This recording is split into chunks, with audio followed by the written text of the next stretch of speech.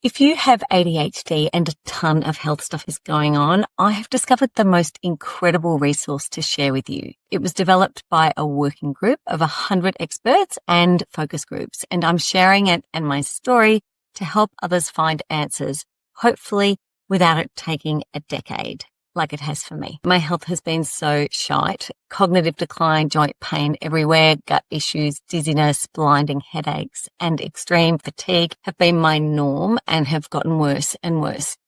But finally, about 6 months ago, I began to unravel what was behind my health problems.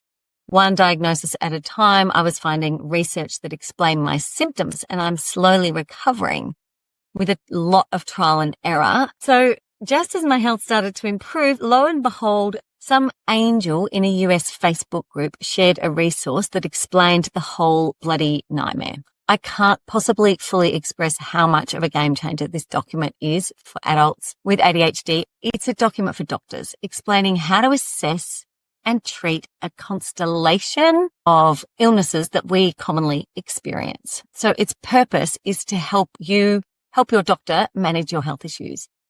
And it's essentially 2 tables. The first contains info to help your doctor assess these conditions, and the second contains info about how to treat them.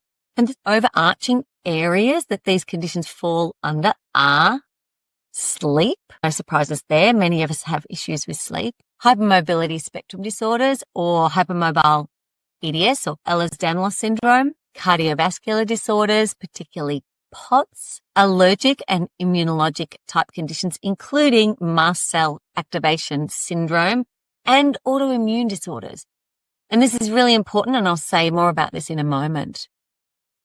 Gastrointestinal disorders, chronic pain and related conditions, including fibro and migraine, post-infectious and related conditions, including long COVID and chronic fatigue, reproductive conditions, including endo, polycystic ovaries, and premenstrual dysphoric disorder, and even miscarriages.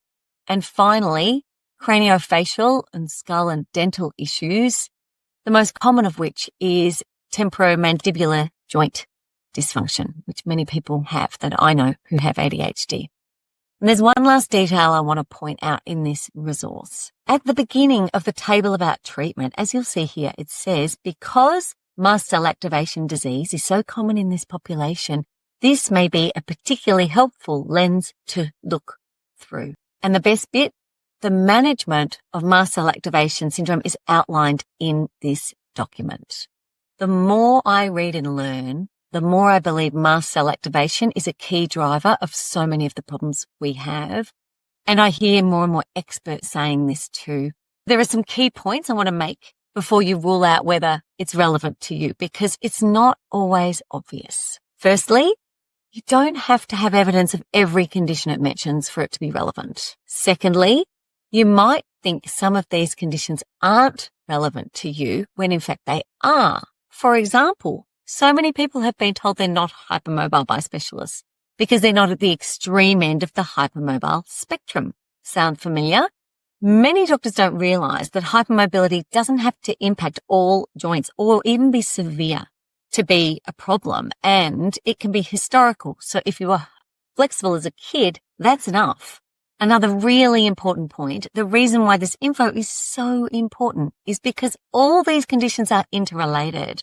And therefore, treatment of one the wrong way can make others worse. But similarly, treatment of one the right way for us can have amazing benefit across the other conditions. And in terms of my own story, much worse cognition and pain, and like so many others, had gotten so bad that they were making functioning almost impossible. But I'm finally on the mend. So please share far and wide. Much love and healing vibes.